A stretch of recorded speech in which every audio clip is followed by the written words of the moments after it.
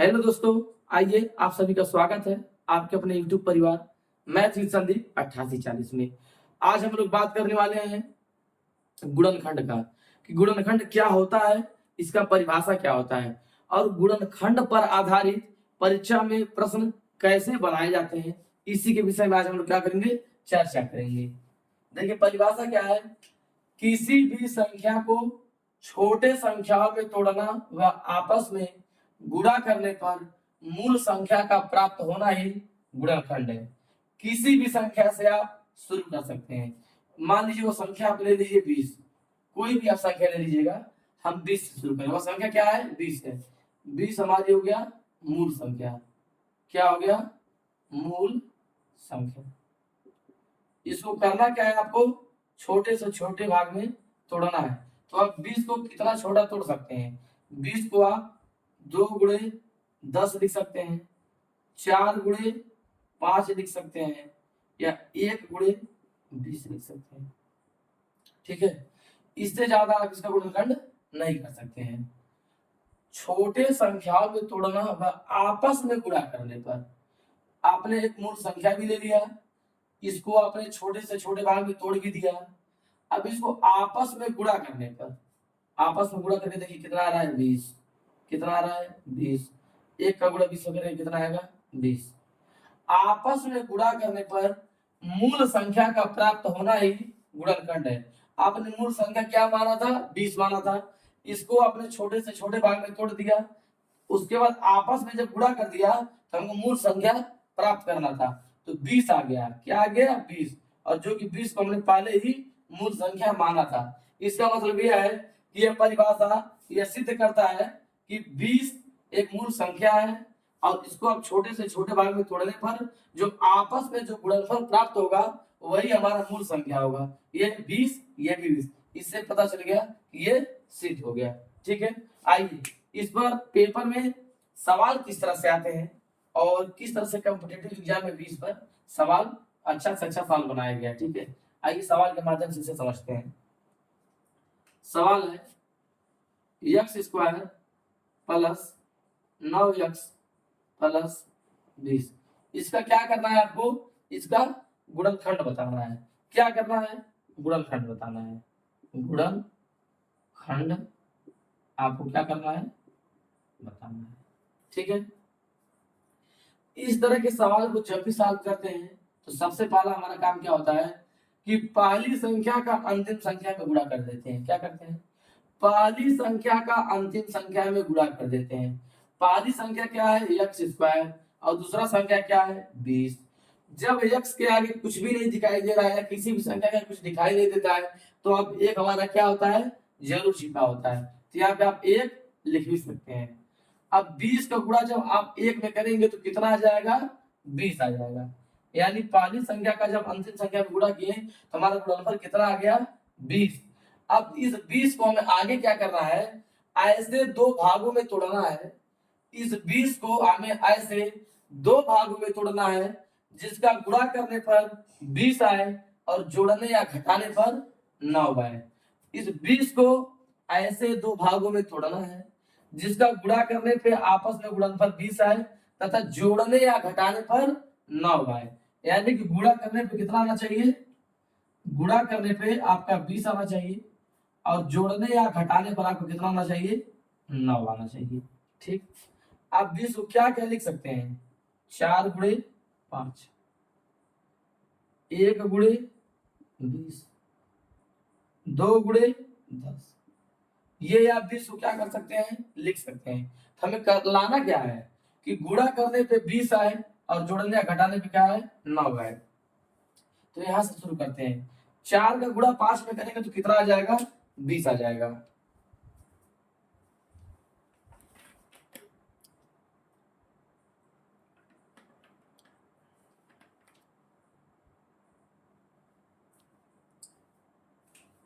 चार का गुणा 5 में करेंगे तो 20 आ जाएगा और 4 और 5 को जब जोड़ेंगे तो कितना आ जाएगा, 9 आ जाएगा। यानी कि यह जो गुणनखंड है ये इस सवाल के संदर्भ में ये इसे परिभाषित कर रहा है कि यही वो संख्या है। क्या है, यही वो गुणनखंड है, यही वह संख्या है। 4 और 5 का आपस में गुणा करने में 20 आ रहा है और 4 और 5 को आपस में जोड़ने में कितना आ रहा है, 9 आ रहा है। ठीक है, ये इसे सत्यापित कर रहा है। आगे देख लीजिए, 1 का गुणा 20 में करेंगे तो 20 आ रहा है। ठीक है, सही है।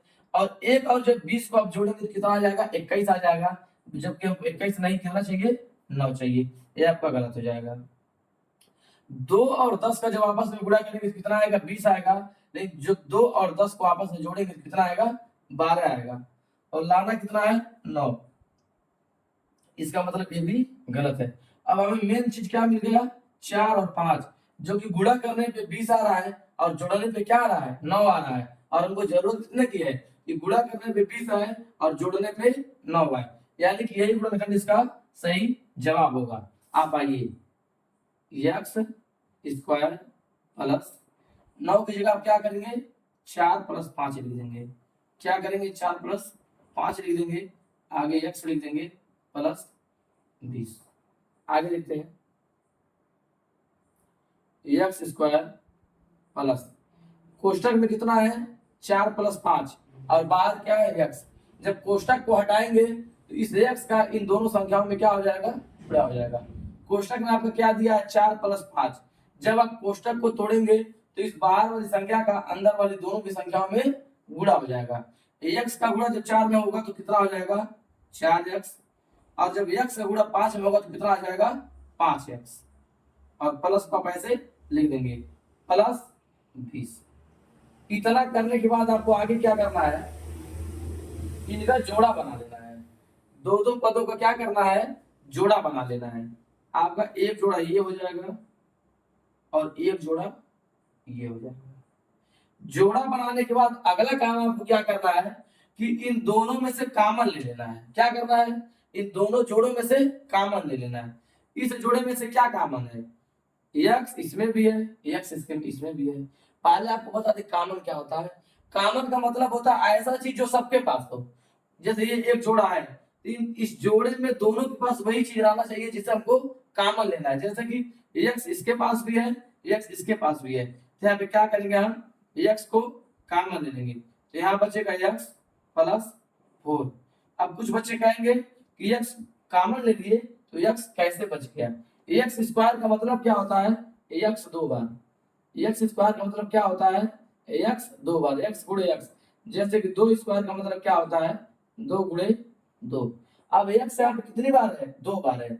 एक्स कितनी बार है, 2 बार है। एक एक्स को आप बाहर कर देंगे तो अंदर क्या बचेगा, एक एक्स यहाँ बच जाएगा। प्लस यहाँ पे एक एक्स है, इसको बाहर कर दिए तो यहाँ क्या बचेगा, 4। ये एक जोड़े का काम समाप्त हो गया। आइए अगला जोड़ा देखते हैं। अगले जोड़े में तो x इसके पास है लेकिन x इसके पास नहीं है। दोनों में से क्या कॉमन लेंगे, मान लीजिए 5 कॉमन लीजिए। क्या कॉमन लीजिए, 5।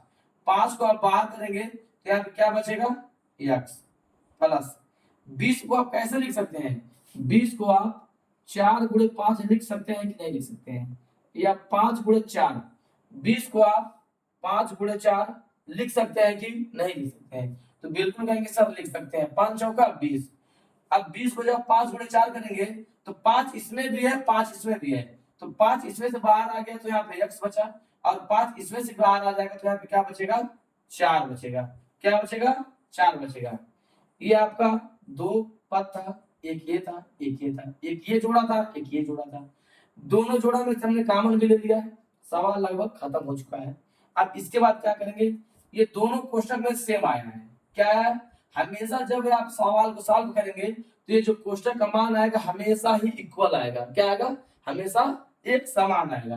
तो इसको आप अलग लिख लेंगे, x + 4 को अलग लिख लेंगे, और जो बाहर बाहर बच रहा है इसको आप अलग लिख लेंगे, x + 5। यही आपका क्या होगा, गुणनखंड होगा। क्या होगा आपका, गुणनखंड। हम आपको एक बात बता दें कि जब सवाल के शुरू में हमने 20 को संख्या माना था, मूल संख्या माना था, तो सवाल कह रहा था कि वह संख्या जिसे छोटे संख्या में तोड़ा जाए तथा आपस में गुणा करने पर मूल संख्या प्राप्त हो जाए, तो वही हमारा क्या होता है, गुणनखंड होता है। तो 20 को हमने परिभाषित कर दिया था। इस बार हमने इस सवाल को लगा करके इसका आंसर भी ला दिया है। अब इस आंसर को गुणा करने पर हमको ये पूरा सवाल प्राप्त होना चाहिए। कहने का मतलब यह है, पहले हमने मूल संख्या किसको माना था, 20 को माना था। इस बार हमने मूल संख्या किसको माने हैं, इसको माने हैं। इसको क्या माने हैं, मूल संख्या। यदि ये मूल संख्या है क्या है, मूल संख्या है। और इसको हम जब आपस में दो भागों में तोड़ दिए, तो इस आपस में तोड़ने के बाद जब इस दोनों संख्याओं का आपस में गुणा करेंगे तो हमको पुनः यही संख्या जब प्राप्त होगी, तभी हम मानेंगे कि यह दोनों संख्या इस मेन संख्या का क्या है, गुणनखंड है। आइए देखिए इसको सिद्ध करते हैं।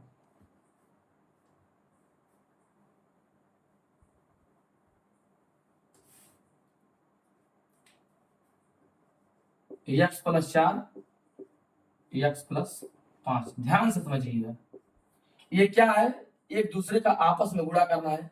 और जब गुणा करने पर हमें ये मूल संख्या प्राप्त हो जाएगी, तब हम जानेंगे कि यह दोनों संख्या है, इस संख्या का गुणनखंड है। जैसा कि आपको हमने शुरू में ही एक संख्या 20 को मान करके समझाया था। देखिए इस गुणा करने का नियम क्या होता है, जब पहली संख्या को उठाएंगे यहां से, इसका दोनों में गुणा होगा।